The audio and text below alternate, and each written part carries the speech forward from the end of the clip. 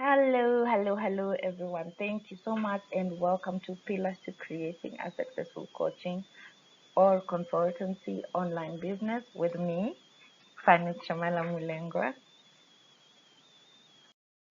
So, some of you might know, some of you might not know who I am. My name is Fanny Shamala Mulengwa. I'm a mom, I'm a wife, I'm an online business marketing strategist. I've been an entrepreneur since 2009, and I have had great successes, and I've also had failures. I've had L's. So I told myself I have a black belt in both, which meaning I have experience and passion to help others avoid the mistakes I have made, and also to maximize on the lessons or on the successes that I have created. So what I'm doing now is helping business owners like you turn overwhelm and confusion into a solid plan of clear goals and action steps so that you know exactly what to do in your business to create the success that you desire. Important to know I work with moms because I am a mom as well, and I know how it is to have the hectic, overwhelming 9 to 5. I am a mom who is a stroke survivor as well, so I know how things change when you're in a hectic job and you have to slow down. So how do you use your expertise and passion, talent, and skills to earn money while still spending a lot of time with your kids? And that's my mission here. So these are my kiddos, and this is mom. I'm always on mom mode, so I'm gonna use a lot of examples about mom. So that's just me. So this is what I wanted to talk about yesterday. It's the 7 pillars to a successful online coaching or consultancy business. It's really the foundation, especially when you're designing or creating. So the topic was designing or creating your online business. What is the foundation? What is this that you need to have in place, and have a clear understanding so that your business can have a faster road map to success. So number one is passion, number two is purpose, number three is problem, four promise, five process, six price, and seven promotion. So I'm gonna take you through each pillar. You cannot start a business if you don't love it. Like, I really cringe when somebody says, what business should I start?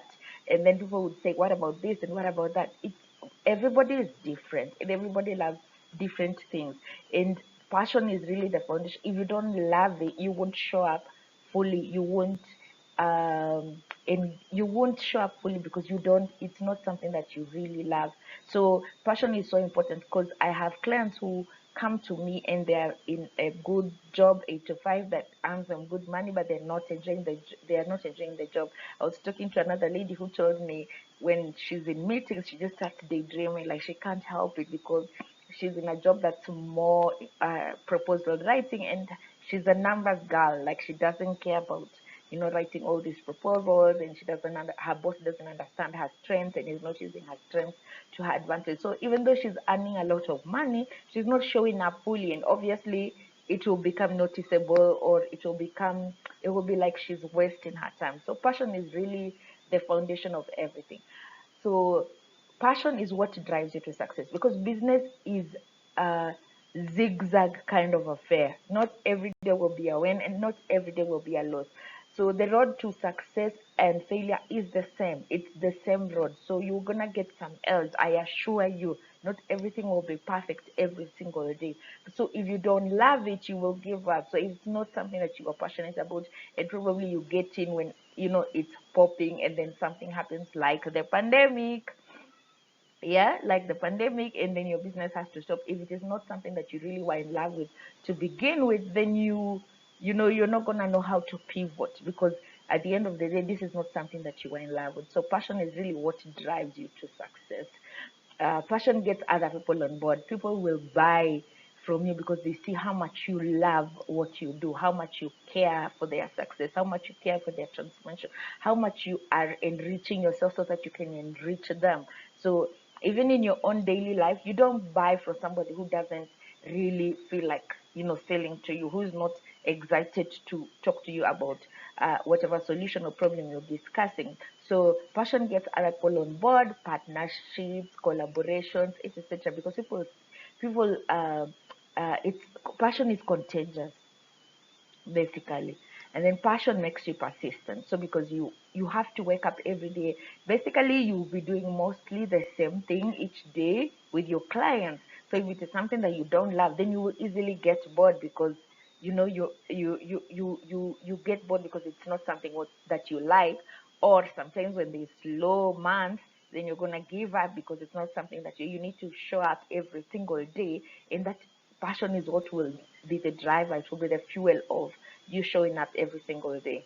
And then of course passion is contagious even for your customers. So passion gets people on board, people who you would like to partner with, collaborate with, learn from. And then at the same time also your clients buy into your passion. So I would say, before starting your coaching or online consultancy, ask yourself, how passionate am I to start this? How much do I love this?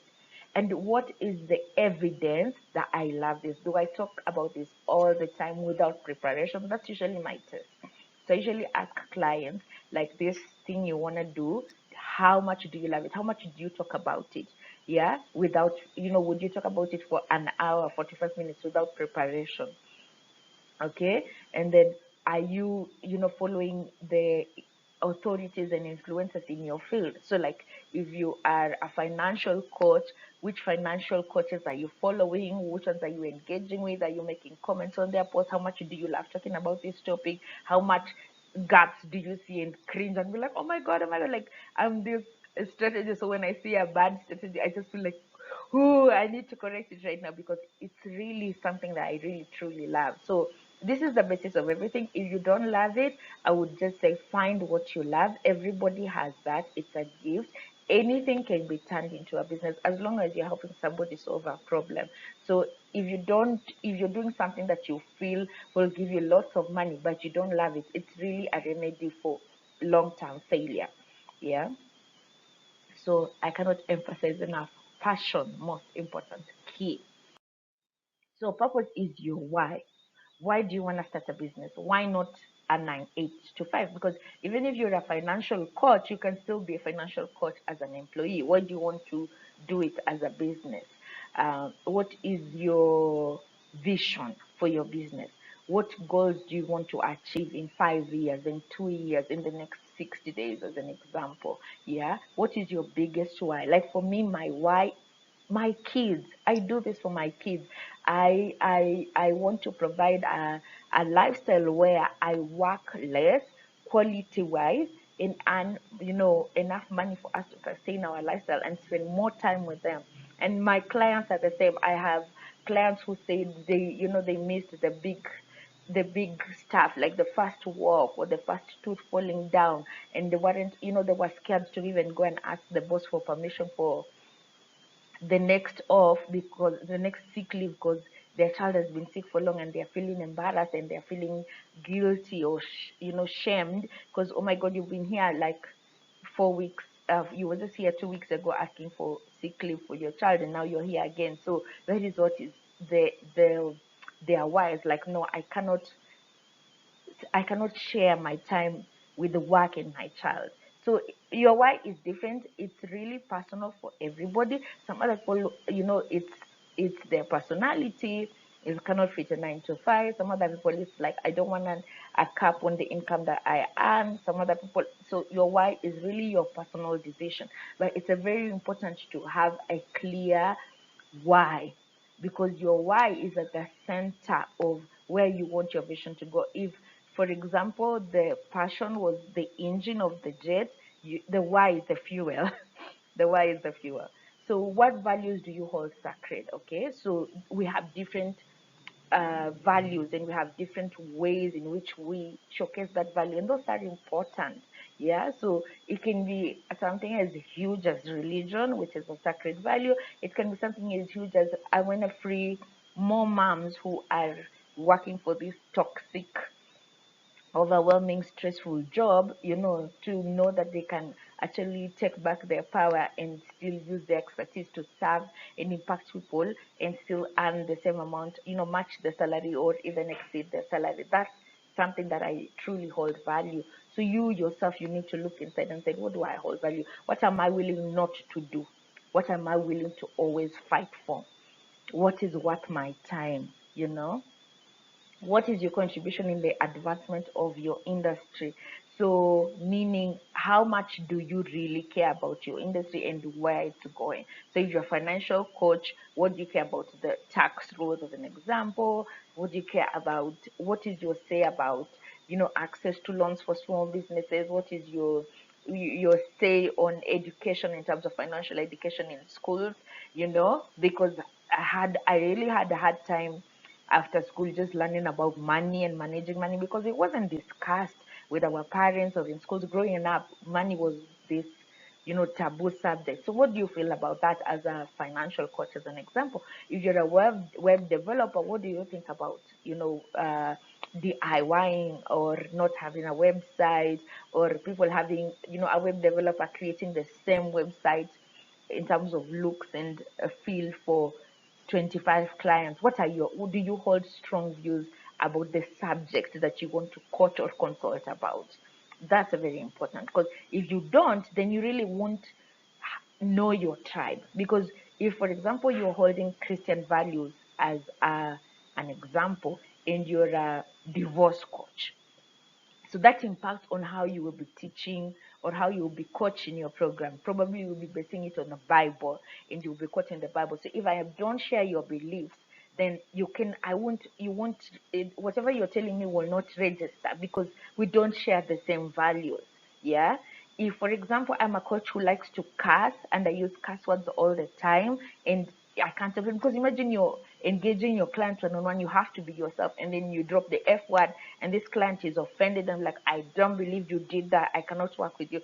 So you really need to understand that your personality and what you hold dear is really important to be clear, so that if, for example, faith is important, then that should be at the forefront of your packaging. If you are more into systems and not personal connection, that should be important. Say, I don't want my clients to be friends with me on Facebook, as an example. That should be clear from the onset. Don't start working with a client. I had a coach who came to me for a strategy call last week, and she was like, I had a 30-day program, and this lady we were working with didn't do the work. So I felt guilt. She didn't get the results, obviously, because she didn't do the work. And so she felt guilty and started giving her bonuses and bonuses. And she was like, but it's taking so much of my time and I'm not able to serve her because she's not meeting where I'm at. And so that is important, because that was not discussed. Like, I'm an action taker and I want to work with action takers. Yeah. So what strong would you hold? I talked about that. And obviously, what is your mission statement? What is your I help statement? Who do you want to help, and why is that so important to you? So I would say the best way to approach this is just to answer each question with one sentence. The more you don't complicate it, the better. So ask the the instinctive answer that comes first is usually the right answer. Yeah. So ask yourself and then write it down, and that will really help you as you're creating your program, because you will be going back to where you're doing it. You'll be going back to what you hold dear, and really, what is your vision? What is your mission? Like, how many people do you want to help? How do you want to impact them? You know. So like me, I want to help at least 100 moms before 2022 December, because I really feel like moms are going through the most in you know stressful workplaces and trying to juggle everything, and they're feeling so much guilt and shame. So I'm a mom, I've been there, and that's my mission. So you really need to envision your mission and embrace it and have it at the forefront of what you're doing. So first of all, you want to know, who is your ideal client? Who do you want to serve? And I've said it so many times. If it's the first time you are, listening to me, you cannot serve everybody.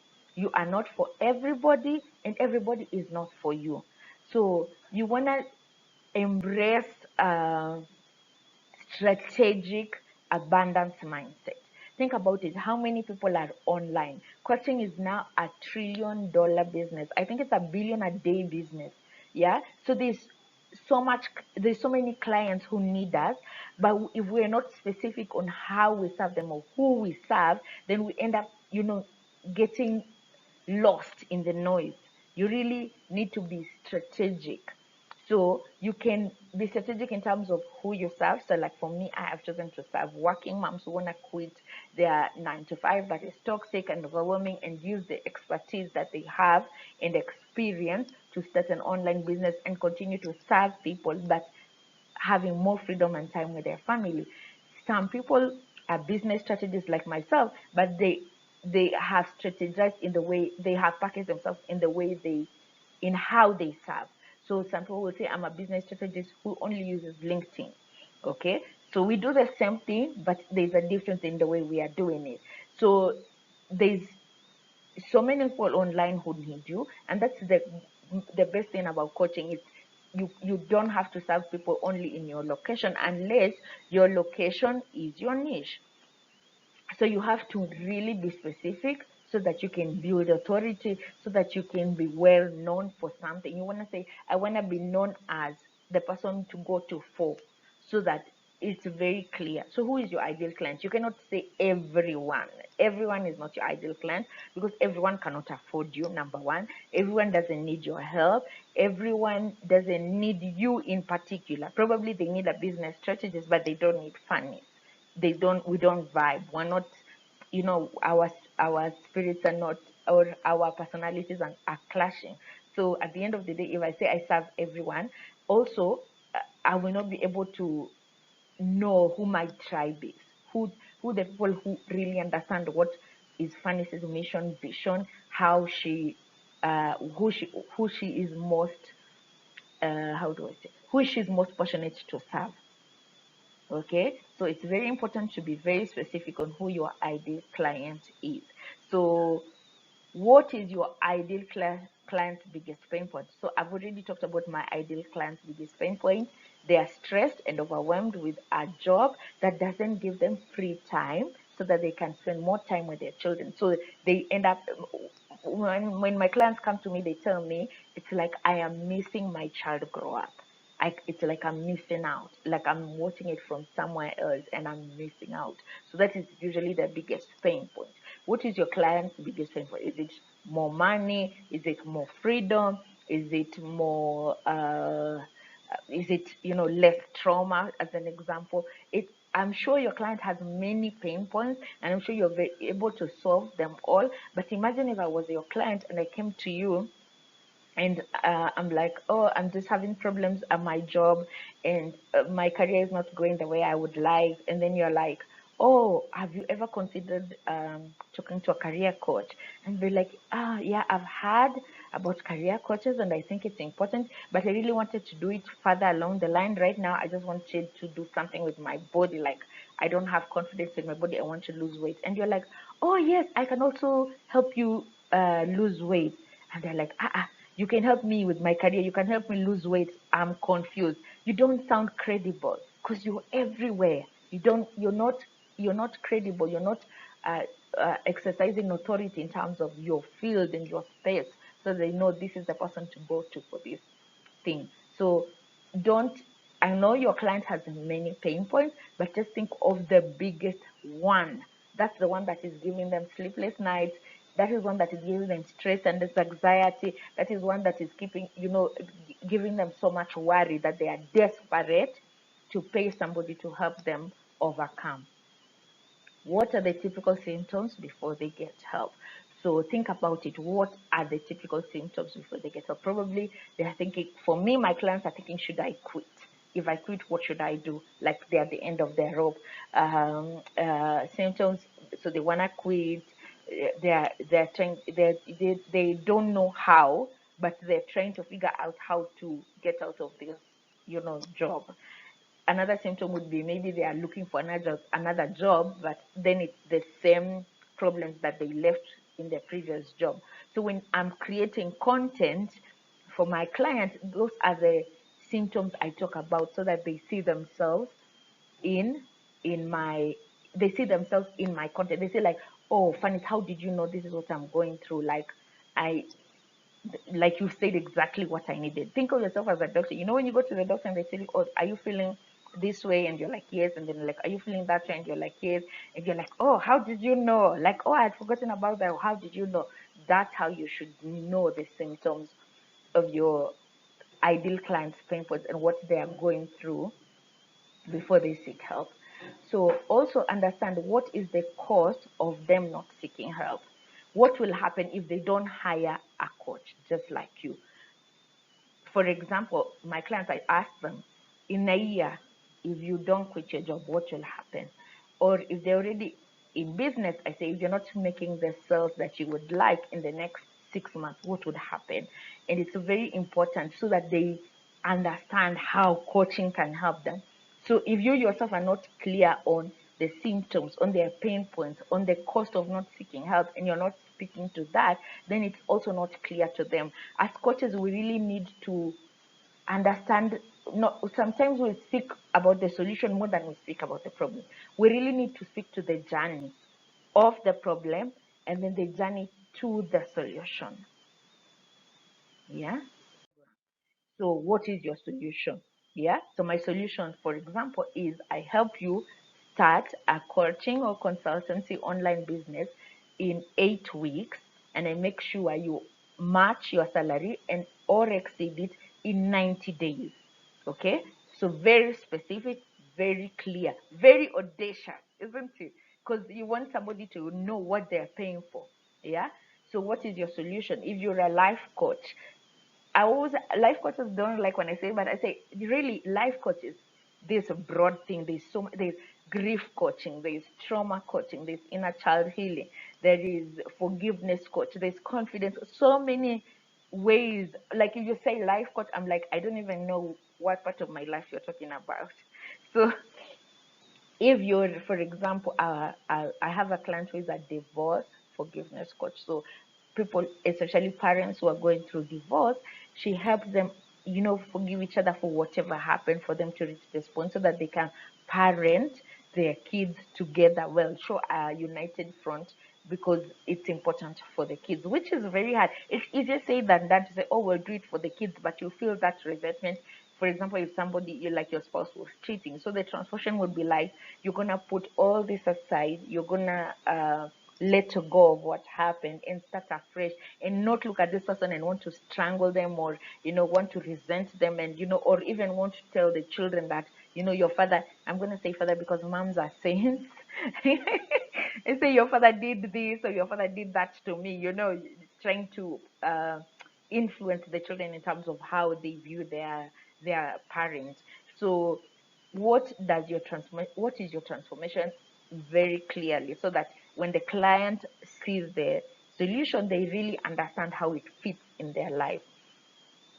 uh, what does life for your ideal client look like after they have transformed? So important. As much as you're speaking about the problem, you're also telling them how it looks like when the problem is solved. So for me, I tell them, imagine you can choose to work 4 days a week, you can choose to work 3 weeks a month, you can choose to have only 7 clients, instead of maybe in your 9 to 5 you're managing 250 projects, and you're waking up at 3 a.m. to answer emails, and you have to wake up at 4:30 to be at work, and you've never dressed your child for school, or your nanny is helping the child with homework. So imagine you doing homework with your child. Imagine you really being present and talking to your child and engaging them. Imagine you not yelling. Imagine you not being on the phone, like, oh, I'm on the phone, leave me. And your child is like, oh my God, you're always on the phone.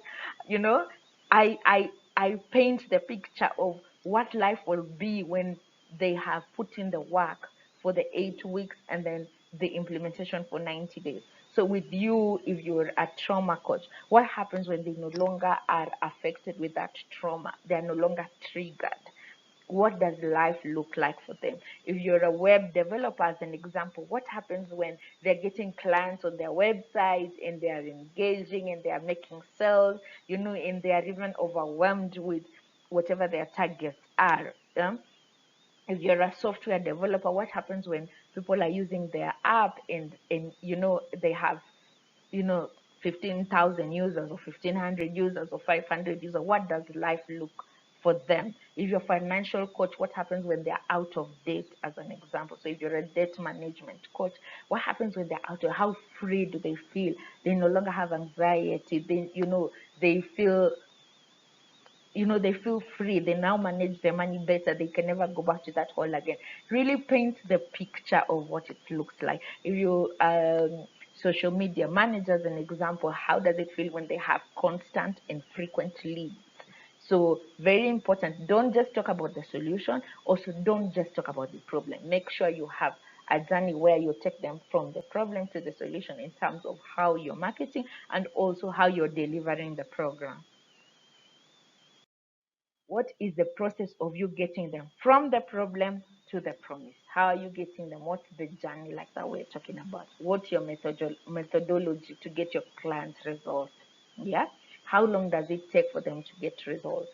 So I spoke about my program. It takes 8 weeks of work and implementation in 90 days. And I'm very clear because strategy doesn't work overnight. You can't sign up with Funnies today and tomorrow be a millionaire. It's possible, but I can't guarantee it. Yeah. So I have clients who on week 3, we have the packaging yourself online, and they change their cover page, and immediately clients come. And then some, it takes time. So if I invest it on only the successful ones, I wouldn't be honest with the ones who, it takes, even for me, it took a little bit of time. Yeah, because in the beginning I used to call myself a content marketing strategist, and I say I help you with your content marketing strategy. And my coach said, does your client really say content marketing strategy in the daily life? Do they say, I think I need a content marketing strategy? That's an industry word. And then I had to review that. So so that's why 90 days is important, because it takes 7 views for people to actually be aware of who you are, and it actually takes 90 days for them to understand how you are helping them and you're showing up every time. So how long does it take? For example, I'm imagining if you're a life coach who helps people with trauma, I think it takes so long. Yeah, I'm sure it takes years. I have business strategy coaches who do 12 months. And then, so it really depends with the kind of results you're promising your clients. How do you intend to deliver your program? Are you going to do one-to-one? Are you going to do one-to-many, or what's called group coaching? Are you going to do masterminds? So masterminds are peer-to-peer coaches. Are you going to do online digital products? Really important. How are you going to deliver your result?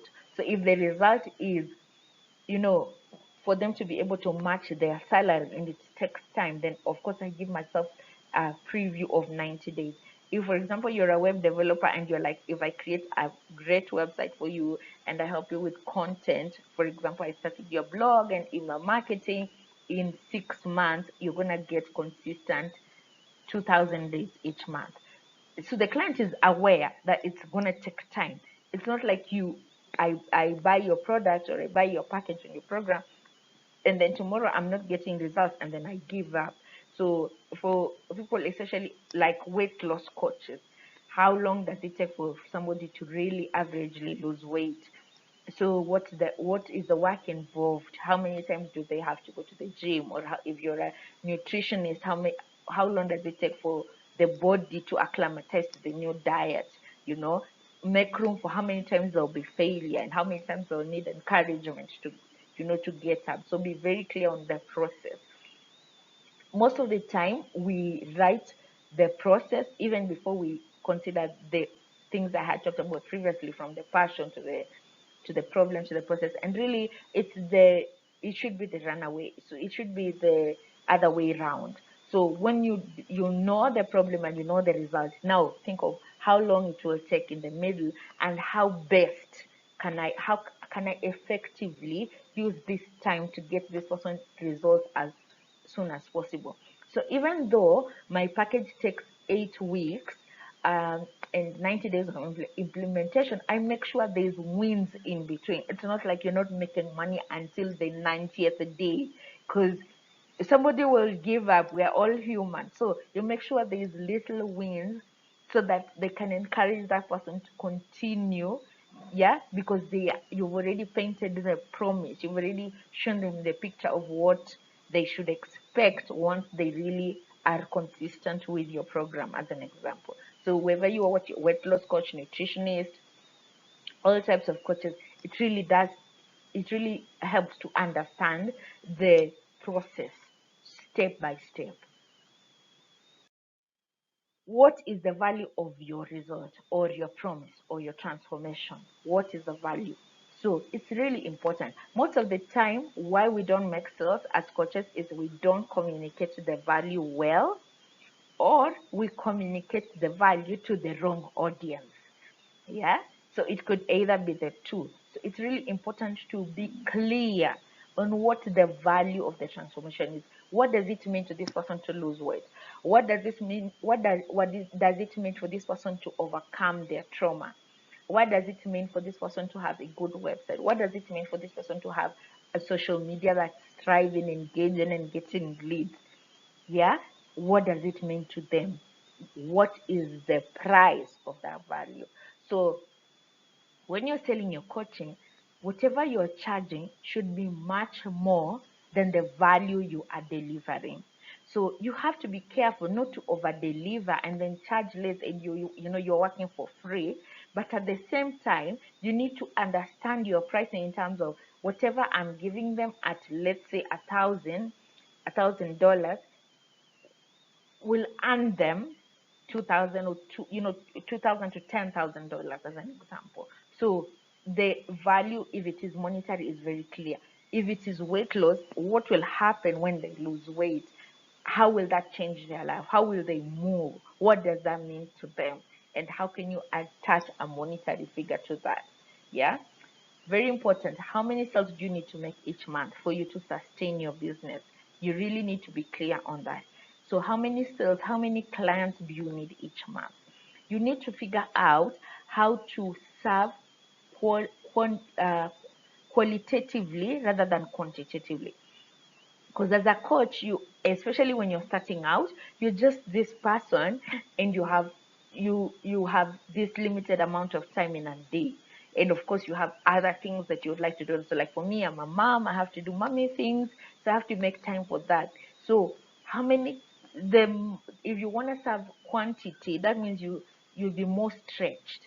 Yeah, so a lot of times when you enter the business, you're like, let me come at this lower price point and serve as many people as possible. But that means, first of all, it will be difficult to sell because you don't know so many people, because you're just starting out. And then secondly, it will really take so much time and resources in implementing. So you can imagine, you have to figure out your strategy, you have to implement the strategy, you have to use the promotion tactics that my colleague Melanie talked about, and then now you have to serve the client. How much time does that cost? Okay, so think about how many sales you need to make a month and how you can strategically do it. Yeah. And then also another important thing to think about with the price is, apart from monetary price, what other costs are involved in the process of your transformation. So if you're a web developer, as an example, and you're charging this much, does that involve hosting as well? Does that involve content? Does that involve the blog setup? Does that involve email marketing, as an example? You see, for me, as in my business, I tell people, first of all, you have to be an action taker. As much as I want you to succeed in your business, I cannot want it more than you want it for yourself. So you have to be ready to take the action, to be consistent with the action until we reach our desired, goal of success that we had talked about when we were setting our goals, in terms of how much sales you want to make, how big you want to go, how much you want to impact. So, and then of course you have to have internet, because I'm an online business coach. So I do it virtually. So you have to have internet, you have to show up, things like that. So apart from the monetary that you're charging, for example, if you're a trauma coach, you have to tell people, at the end of the day, you have to bear it all. It will be painful. We have to open the wound, clean the wound before we can heal the wound. And so let them expect that this is what will happen. If you are if you're a consultant, you know, apart from, you know, being paid, for example, if you're a team building consultant, you know, and I am hiring you for my staff, and then I'll say, okay, so how will one day change, you know, how will one day make the team cohesive? You really need to say, apart from you guys paying me, you need to show up on time, you need to show up with this, you need to have this attitude, etc. It's this is just questions, examples to help you figure out for yourself what other monetary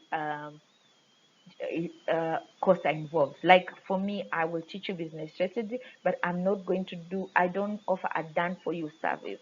So you have to probably look for a graphic designer or learn graphic design, because you're not going to create stuff with graphic design. That's not part of the fee that you're paying me. You're going to have to even though I help you with the content calendar prompts, at the end of the day, after the 90 days, you have to continue doing the content by yourself, obviously with guidance. But I don't do done for you content, so I only do content from. So like I can tell you, on a Tuesday, on before Black Friday, you know, share a behind the scenes of you preparing for Black Friday sale, something like that. But I'm not gonna come and say, okay, make sure the photograph looks like this, and make sure you hire a photographer and stuff like that. I really need you to, you know, carry your part. So what else is involved, and let it be clear, so that when the client is paying you, they're not like, oh, I thought you're gonna do this as well, oh, I thought you're gonna do this as well, and then there's conflict because you weren't clear on, apart from what you're paying me, these are other charges that might be involved. So, how do you plan to build an audience? You really have to have an audience for you to be able to sell. So, what strategies are you planning to use to build your own audience? It's important to have your audience, because as much as we rely on online platforms, stuff happens. So, I remember last month, was it last month, when Facebook and Instagram just went off for almost the whole day. So my best advice is to have to use email marketing, because whatever happens with these platforms, you always have your email. Yeah. So even I use Facebook groups as an example to create and build my audience. But for you to join my Facebook group, you have to register an email so that I can be able to have my email with me whenever anything should happen. I still have my audience. So what strategies do you have to create an audience? What strategies do you have to build the audience? Are you going to use lead magnets as an example to build your audience? So I really did a nice session on lead magnets.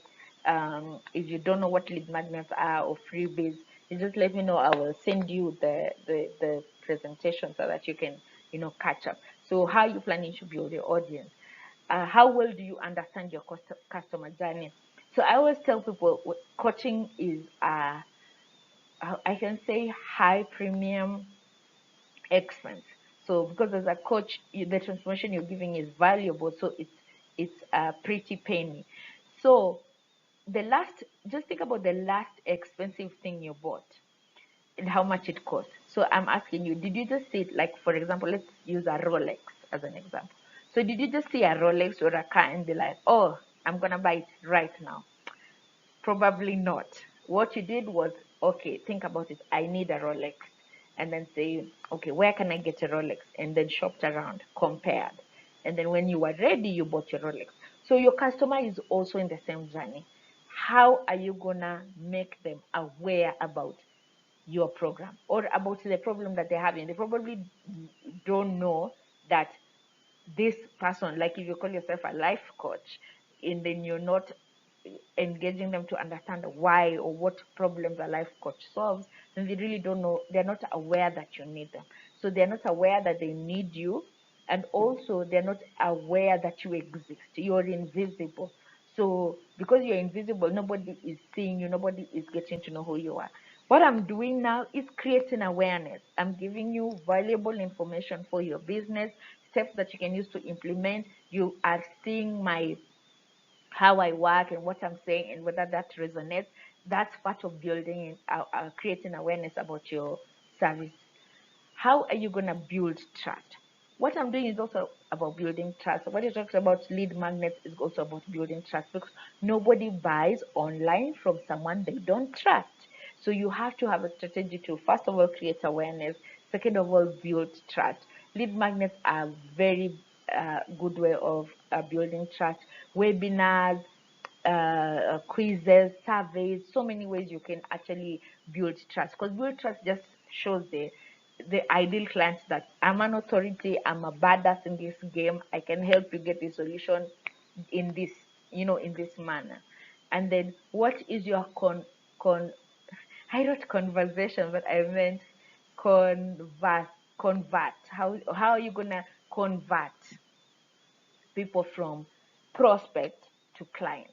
Yeah, are you going to use a sales page? Are you going to have sales calls? So if you're going to have sales calls, how many sales calls are you going to have? So first of all, how are you going to create awareness? How are you going to build an audience?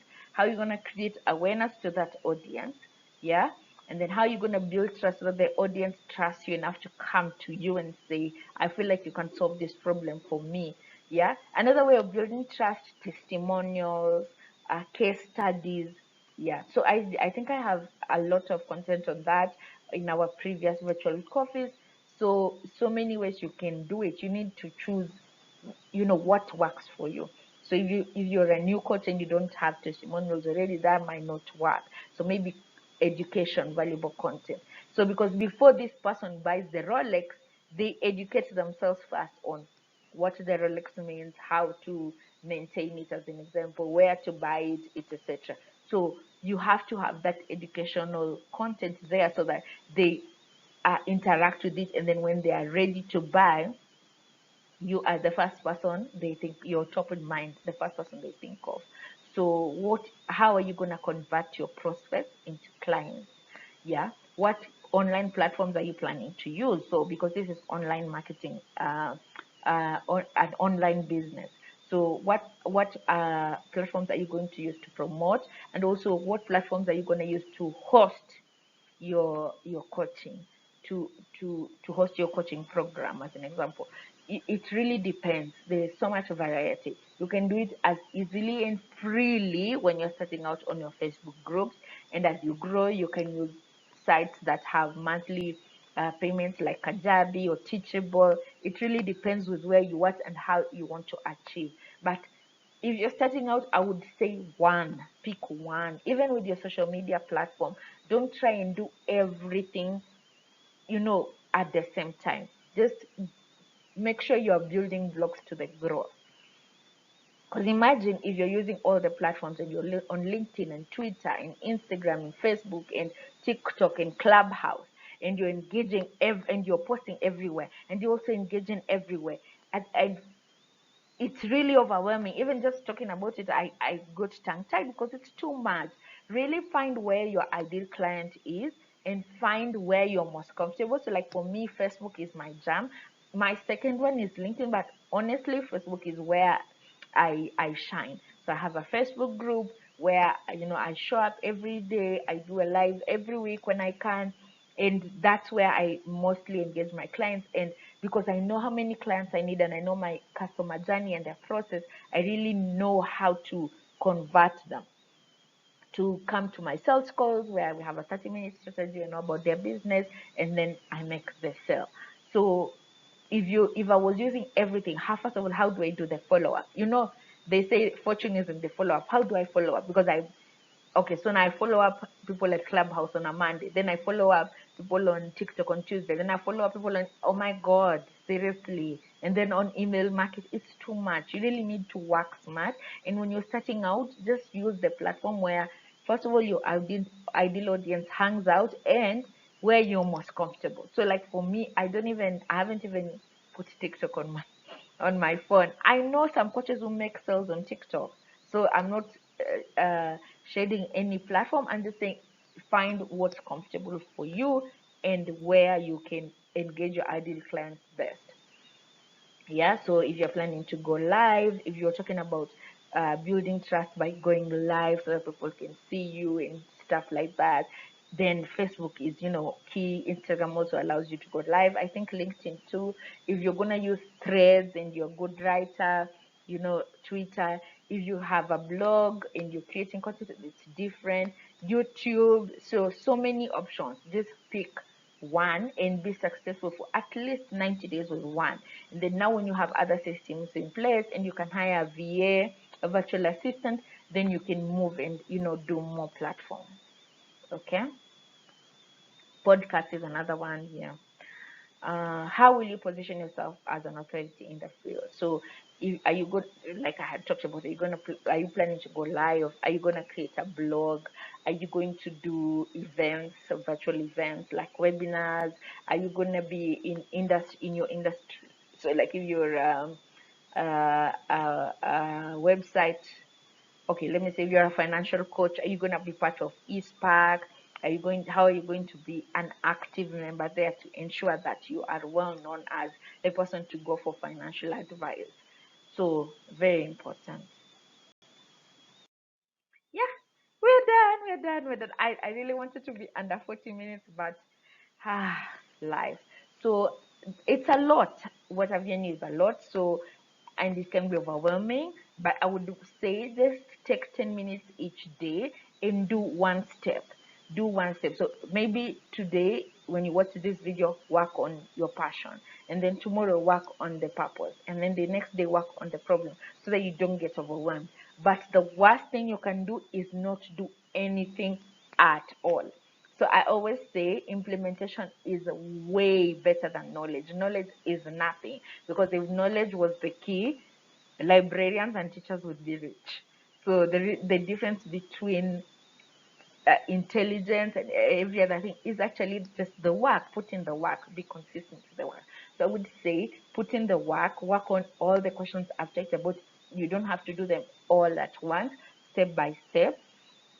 Action is what builds momentum. Okay, so don't be discouraged if you don't have answers. You can always go back, or you can always reach out to me if you're really serious about your business. So put my email there, fannis@outlook.com. Reach out. We will have a 30-minute strategy call, and I will give you guidance on each specific step that you are having a challenge with. But I would like you to try first. Don't just come and say, "Oh, I heard what you said, but I didn't try, but help me." Then it will be just me repeating what I've already said. So, yes, I welcome you to ask me as many questions, especially if you attended the session and I wasn't there.